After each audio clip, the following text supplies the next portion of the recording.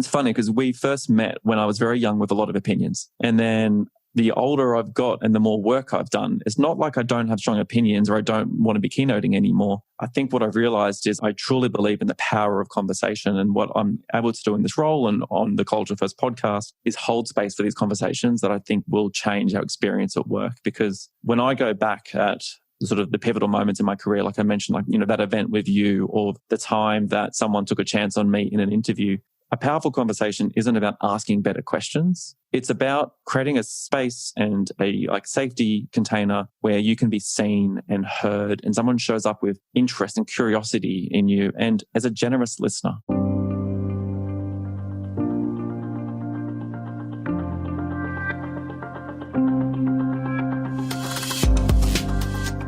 Hey everybody, I'm Lori Rudiman. Welcome to Punk Rock HR. Today's guest is Damon Klotz. He has a day job. It's in the HR technology industry. He also runs a podcast. But what I want you to know about Damon more than anything is that he believes that businesses can be a force for good in this world. I have known him for over 11 years, and a lot of people mistake optimism for naivete. But here's the deal about Damon. He is savvy. He understands how to build relationships. He understands the world of work. And yet, knowing how nefarious the startup scene can be and knowing how crazy the world of work is, he still believes that people are good, that human resources can make a difference, and that when it comes down to it, culture really matters. I can't say that I'm mentored by a lot of people because I'm a difficult individual, but if there's one person that I learn from, that I grow from, that I actually pay attention to and try to figure out which way the wind blows, it's Damon. And that's why I'm so excited to bring you this conversation with my friend Damon Klotz about why culture first really matters. So sit tight and I'll be right back with more Punk Rock HR. Hey Damon, welcome to the podcast. Hey Laurie, can't wait to have this conversation. Oh my goodness, my friend. It has been a long time coming. It's always fun to do a podcast with a fellow podcaster. And I was trying to think about a jumping off point. Like there's so many stories that we have and we share. Do you want to tell the story of how we met? Yeah. So there's, I guess, the story of how we met online and then the story of how we met in person. So then I started my HR career when I was 19 years old, the first time I worked in a HR department. And I realized that there was a bigger world out there of people who I wanted to learn from. I wanted to not just be confined to the people or the proximity that I had. I wanted to go reach out to the world. And so I started connecting with people on Twitter and on LinkedIn. And I was using as much of my spare time to connect with people. And, there was a couple of names that came up often in terms of people that you should be following. And I like to think of myself as a bit of a rebel, someone who was doing things differently. And you and Bill Boorman, Bill Boorman with the hat and his crazy style of how he approaches his world, and just that one stood out. And then yours with Punk Rock HR, which, come full circle, is what we're speaking about again today. So that was the online piece. What year was that? I probably started blogging and writing and tweeting about all this in 2009. So a decade ago. Yeah. Crazy. So long ago. All right. So you're on the other side of the world, connecting with people on the internet, and then we meet. Yeah. So I found myself, as you can tell by my accent, this is not a nasal infection. This is an Australian accent. So I found myself in Australia and backpacking around the world, which is what Australians do, working hard, spending time off. And when I was on one of these backpacking trips, I kind of heard about this event happening. And I think I was in my first year of being a HR graduate. So, working full time on my time off. And I heard about this event called True London. And there I was with a backpack and a suitcase and all these kind of old smelly clothes at the end of a 5-week trip. And I reached out to Neil Morrison. I said, how do I get involved with this event? And he said, speak to Bill and come along. So then I go along to this event. I buy some new clothes so I can turn up and try to be professional. Then I realized that it's an unconference. I didn't need to do that. And then Bill goes, you're going to lead a track on the future of HR. And I'm going to put you up against John Sumser and Laurie Rudiman. So there I was as a 21-year-old debating the future of HR. And I think from that moment, what I remember most vividly is I feel like you really just saw me and appreciated me and nurtured my ideas and my stories in a way that led me to believe, even as a young, naive Australian on the other side of the world, that I had a story and I had a voice and that I should push forward. And I remember at the end of that debate, Bill Borman goes, the future of HR is right here. It's the young man that is speaking. So that was a pinnacle moment in my entire career. Oh my goodness. I remember the bright ideas you had, the enthusiasm you had. And I mean, that was so long ago. I was younger then, still cynical. And it was refreshing to talk to someone who was a pragmatist, which is what Australians are anyway. So that's always lovely. But still a little bit optimistic. And I just really appreciated the perspective that you brought. And over the years, you've taken that energy, you've taken that passion for people and really aligning them with their purpose. And you've done really unique things with it. So every immigrant has an origin story. So you didn't stay in Australia. Like, what's your story? Yeah, I think there's a big wide world out there, and whether you think from a physical perspective or just from an ideas perspective. And I've always wanted to put myself in foreign environments to learn and to grow. So I think that's true for my career. I think it's true for the places I've spent time. I've been, if I kind of look back at like all the different people or places I've been, it's like, I started off as an L&D team. I was a HR grad. I've been a keynote speaker, a social entrepreneur, a digital strategist, a mental health advocate, an early stage startup employee. And that's taken me from Australia to London to Paris to Asia. And now like the last 5 years living in the United States. And, looking back at it, it all makes sense. It all looks like it was all one big path on this journey where it's like I had it all planned out. And if anything, it was following people who excited me, following passions and projects that excited me, and really trusting my gut to be okay with throwing away expectations or ideas I had about the work I should do and just follow passions and interests. And that's led to a exciting, different, bizarre, and hard to explain career. Well, before we get into the nuances of your career, because believe me, I think you're more interesting than the job you do, although the job you do is terrific. You're an Australian. Are you 30 yet at this point? You turned 30, right? Yeah. Yeah. So you're here in this country and you're more American than many Americans I know. So that's the one thing about you that's really kind of fun to watch. But you're in this country at such a pivotal time. What are your feelings? What are your observations? What are you seeing?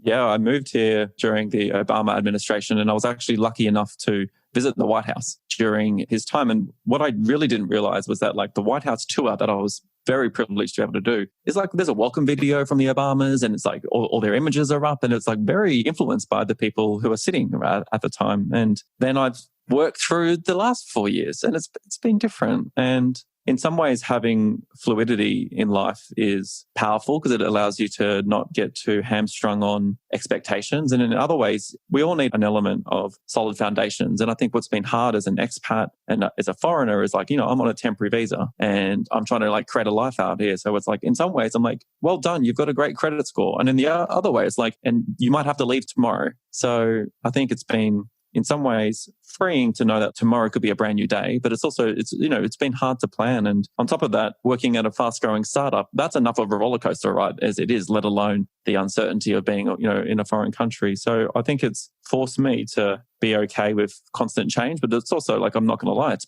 been quite stressful. I bet. Not only that, I think you've got some expertise just in being an Australian with differences with, Aboriginal culture, like you've seen it play out in your own country. And then you come over here and you see the way that minorities, people of color, members of the LGBTQ plus community are treated. I wonder, what do you see as an Australian? What do you see when you look out at America? I'll share a story about in my second week of joining Culturamp, we had just hired 2 employees. I was one of the first, I think I was employee 13, and we'd hired 2 Americans, and they flew out. I was still in Australia, and they came out to onboard together. We had the whole company, all 15 of us, together in one room at the start. And my colleague and good friend said, for a country that was, one of the oldest countries of Indigenous members in the world, he goes, I don't see any Black people. And to me, that was, I'd spent time in remote Aboriginal communities when I worked in the public healthcare sector, and had gone out to islands where you need to be invited on. And I'd seen sort of how separated the Indigenous population had become in Australia. And when you ask Australians, can you name me a successful Indigenous person? They might name like a famous sports person, but they might struggle to name a famous business person. So I think what I've realized is Australia's done a really poor job of supporting our Indigenous people. And what I'm seeing in America is that what I'm seeing over the last few years is, I think, people of color and Black people in America are a lot more visible, but they haven't had the same opportunities. For me, I'm coming from a place of privilege as a straight white male. I've had a lot of great opportunities in my life. I've been able to get a college degree and, people don't question me when I'm operating in society. And I'm trying to use the platform and the privilege that I have to amplify the voices and the stories of other people now, because there's been enough privilege in my life that I don't need any more access. So that's something that I'm super conscious of and still on a very long journey of education to go. Well, you've certainly put yourself in this unique position where you have alignment between your career and some of the things that are most important to you. I mean, you've got this interesting role at Culture Amp, and it's allowed you to advocate for issues that you believe in and also talk to people who can help educate and inform. So talk a little bit about what you're doing and what your company is doing right now in the marketplace. This is William Tincup, and I'd like to talk to you a little bit about Indeed FutureWorks. Ryan and I attended the conference last year, and we created a limited series for Indeed where we talked to their customers. Great stories around TA and how they use Indeed to the max. So check it out. It's just Indeed FutureWorks 2024. You could search for it wherever you get your podcasts. Thanks.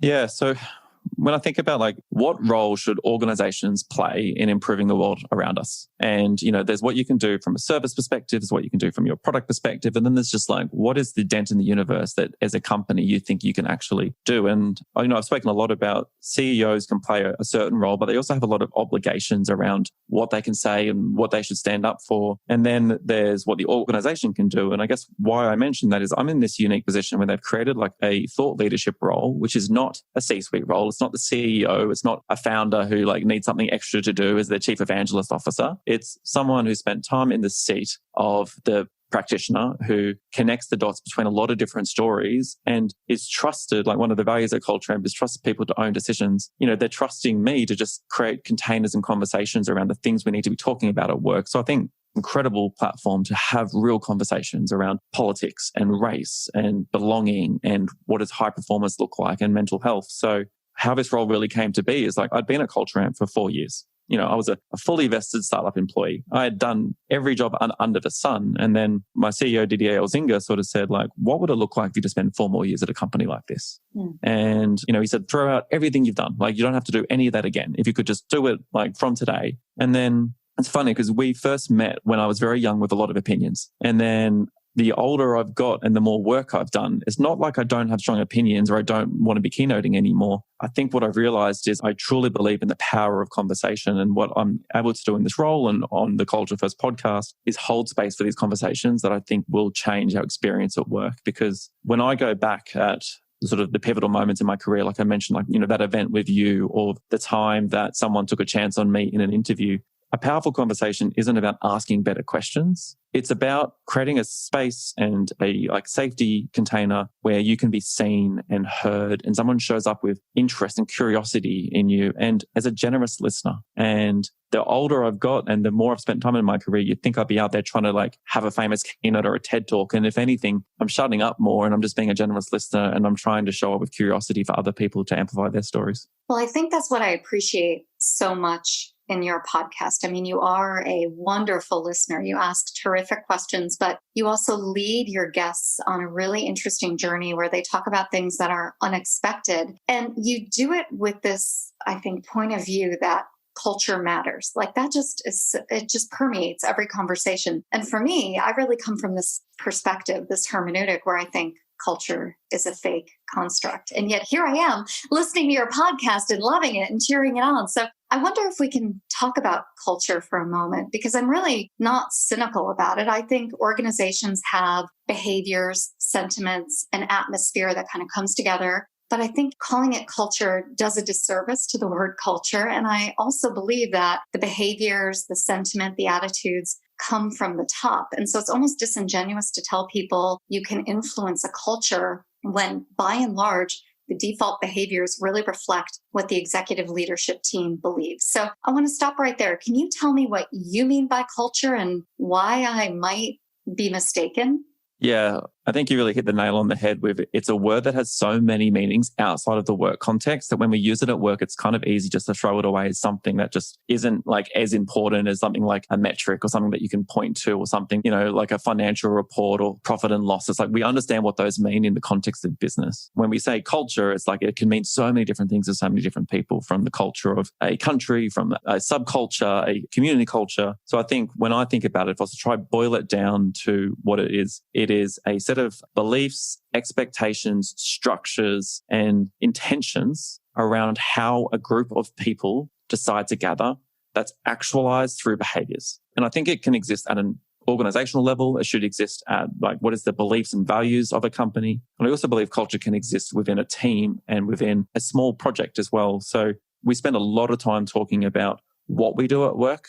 I believe we don't spend as much time focusing on how we're working.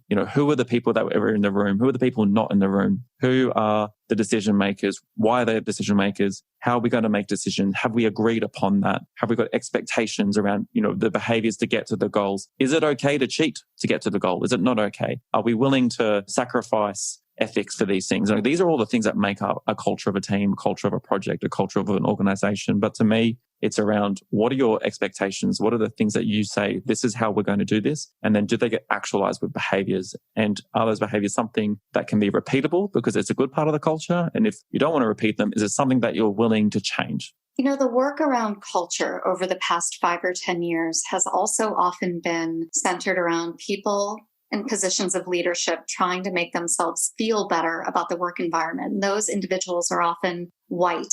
Human resources is a majority white profession, and they're having most of the conversations around culture. And I think what we end up with is this weird infantilization of the workforce, right? We want to create a culture. We want to do something for them instead of inviting them in to really determine how they work and what the circumstances of the work environment are. And I really worry that in this time, in this moment, when we have an opportunity to change, we're going to continue with this default behavior of having these paternalistic conversations about culture and not really move the ball forward. So what are you seeing out there that makes you optimistic? Is anybody doing it right? I know Culture Amp is leading some of this. How does it even work? Where do we get started with this work?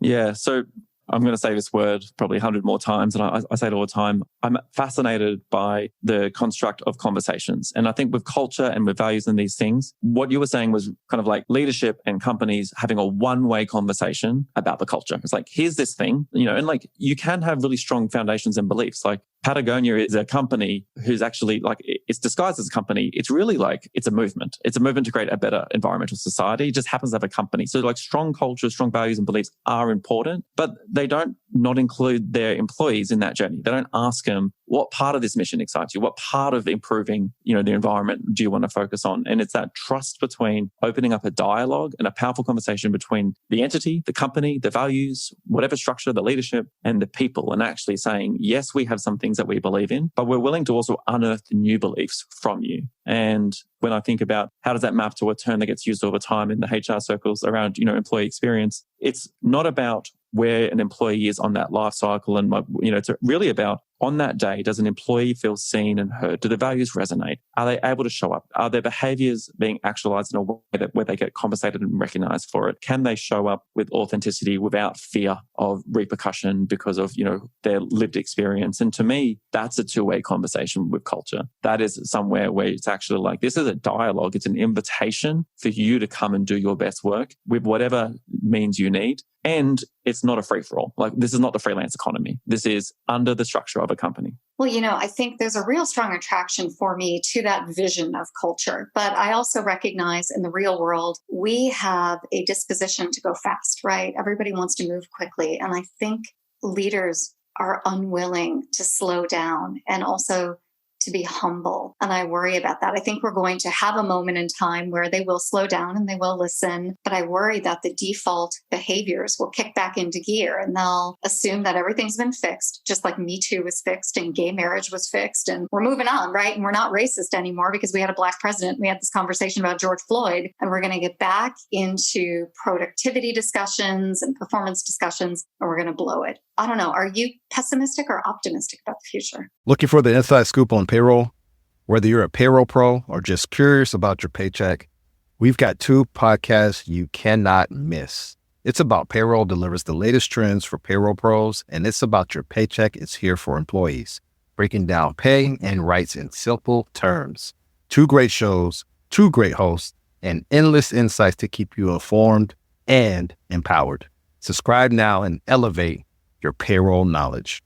Brought to you by Work Defined, where payroll meets people.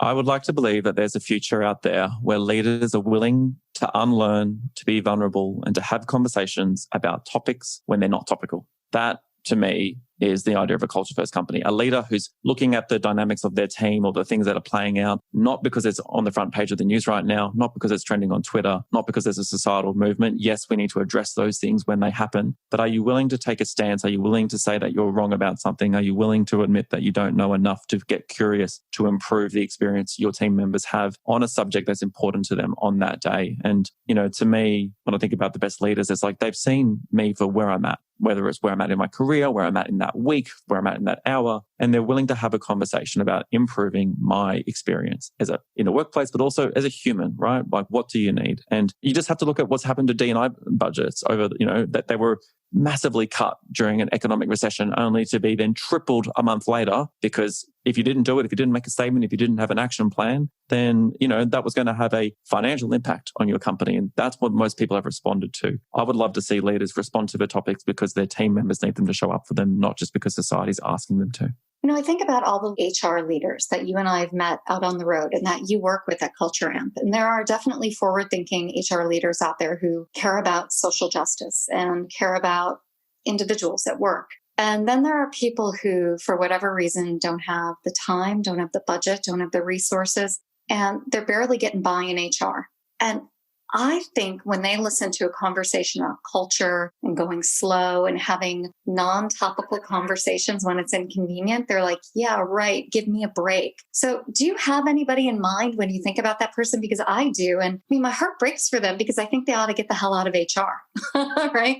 But I wonder, do you have a reaction to that? Have you worked with individuals like that? What do you think about that? I think when you were talking about that, I was going back to the idea of there's, the culture and the org level, and then there's what you can create within a team. And even in a dysfunctional company, even in a place where it's the company isn't going to be famous, it is not going to have a big dent in the universe. It's just, it exists, it builds a product, people use it, it'll trickle along for decades. There can still be a moment inside of that company, whether it's the HR person or it's a team lead, who can create powerful moments for people, who can show up for employees. And we've democratized access to incredible information and inspiration. And there's nothing stopping anyone from around the world from saying I'm willing to be the change I want to see. I'm willing to do something different. There might not be an L&D program at your company that's going to make you an inspiring or conscious leader. Doesn't mean you can't go learn that with a YouTube video and bring that into your team and change the experience for people. Because my first corporate experience was a dysfunctional, bureaucratic government department of 65,000 employees. And I had an incredible leader who showed up and backed me and hired me for potential, not for anything that was on my resume, and fundamentally changed the course of my life. And we can all be that for someone, even if the system, even if the structure, even if the company isn't the inspiring best places to work list winner. Yeah, that's really well said. It's fun that you're talking about this golden age of learning that we're in, because I'm a big advocate. Anything you want to know, you can find out. You want to be a lawyer, you can all but be a lawyer for free. The only thing you need to pay for is to go take the bar exam and all the different licenses and certifications. You can do whatever you want. The information is out there. I wonder what Culture Amp is doing to create libraries of content that are useful and are accessible, whether or not you have a budget. Yeah, it's a great question. It's one of the things that I think initially drew me to the company was this fundamental belief at the start that community is important, not a community of customers, not a community of people of super users or getting some badge to say you're certified in, XYZ product, a genuine interest in the type of people who want to be improving the world of work. And it was community that actually impacted my career. It was a networking event where I got that job in that HR department. It was that event in, True London where I met people like you who have opened up my mind. And it's around investing in structures of people to come together. And, one of the roles that I had at Culture Amp was head of community. And one of the promises I wanted to make to the company is I wanted to build the community that I wished existed when I was a practitioner, because I believe if it did exist, I would still be a practitioner. There's a reason people like you and I left, because we weren't seeing the things that we wanted. So then we go build those things. So I've gathered our customers together. I've gathered online communities together. But the story that really resonates with me is a story from online content we've created, from open sourcing our, questions that you want to be running, by creating Slack communities, by running conferences, heavily investing in events. There was a story of a 2-person HR team who was trying to do really groundbreaking work and wanting to show up for their employees, but, did have budget constraints, did have these, resource constraints. And they said to me, what you've created, the system of support around us has made our 2-person HR team feel like a 3-person HR team. Wow. Practically doubled their output then. Yeah. And it's what are you willing to do to further other people? And I think, whether it's just how I was brought up or the experiences that I've had, it's as Minda Harts, who I'm a big fan of, says, success is not a solo sport. We don't get to these platforms and these places of pride in our work on our own. Some people do literally leave a rubble of wake, behind them, and they're not the people that we want to work with. And for me, I've been lifted up on the shoulders of giants all along the way. So it's investing back in community and our culturefirst.com website and open sourcing all this material, and also not saying that we've got all the answers. It's around amplifying the voices of other people who are also doing good work. Right. I love that. Well, as we start to wrap up the conversation, I want to know what you see moving forward. And you're just one man. You don't have a crystal ball. But when you look out in the world of culture and human resources and corporations, what are you optimistic about and what worries you? I guess what worries me is it continues to be a profession that gets stretched so many ways and being asked to show up in so many different situations, many of which we've never been trained in. We weren't trained in public healthcare policy, and HR leaders around the world have been trying to work out what do the restrictions mean for their employees. We're not trained as architects yet. We're trying to work out how to space out offices right now. And, we're all looking to advance ourselves, advance our career, advance the profession. And to do that, there's an element of having the breadth that allows us to, be in many rooms. And then there's also the need to be super specialized and an expert in things so that we get respected. So I worry that as the world becomes more complex, as society continues to test us in all these different ways, that will we get stretched too thin? And will we be able to grow as a profession? So that's a worry. But I guess what excites me is when I look at the first 100 customers who were on that logo wall of Culture when I joined, they were some of the most progressive, culture first, inspiring companies. And they were the ones that, as a young professional in Australia, if I had a chance to meet one person from one of those companies, it was a great month. Because I was wow, how do you do what you do? And how do I learn? Now what we're seeing is we all know that the Fortune 500 recycles all the time. And we're unlearning and getting rid of the companies whose practices don't serve society, don't serve our employee experience, and don't serve humanity. And the new ones that are coming up are they're being led by culture first CEOs. And what I'm seeing is, CPOs being hired much earlier and investing in the containers and the structure of what it means for someone to truly have a great experience at work. And it might take time, but as we get rid of the companies that are doing, terrible to the world and to the people they're asking to work for them, I'm hoping that more of those stories become less of that's an interesting case study on someone's website and more of I know someone who works at a company like that. And isn't it inspiring that I don't need to think too hard for that to be true? Yeah. Well, Damon, I continue to learn from you. I think a lot of people pay lip service to mentorship and reverse mentorship, but you're someone who has always given me a lot to think about and who has informed my opinion and challenged me as well. So I appreciate you just being present and having this conversation with me. I appreciate you sticking with me all these years and being a part of my professional life and being a friend. And I look forward to the next time I get to see you in real life. Yeah, some of my best memories were the events where we all got together and have these conversations, and whether it's in a structured format like a podcast or an unstructured after work event, it's like I said, we are one conversation away, I think, from unlocking a future opportunity or more meaning in our work or just the inspiration that we need. And I think the role that you and I can play for so many other people is we can show up as a generous listener and show up with deep curiosity and interest in the people that we get to interview. Because honestly, sometimes it takes someone else to ask us the question for us to really understand the power and the belief that we have inside of ourselves. So thank you for doing that for the entire HR industry for so long, because we all need it. We all need it. Well, thanks again. And we're going to have all of your information in our show notes. So we won't ask you to go through that litany of links and all that good stuff. But thanks again for showing up tonight. No worries. Thanks, Laura. Hey, everybody. I hope you enjoyed my conversation with Damon Klotz. Gosh, I love that guy. You know, immigrants really do make it happen, and we need more Damons in America. That's for certain. If you want to learn more about the Culture First podcast or all of the things that Damon has going on, head on over to lorirudiman.com/punkrockhr-122. As always, this week's episode of Punk Rock HR was produced by Danny Osmond at Emerald City Productions. I know you want a podcast, so head on over to emeraldcitypro.com for more information and free tools, tips, and resources. Now that's all for today, and I hope you enjoyed it. We'll see you next time on Punk Rock HR.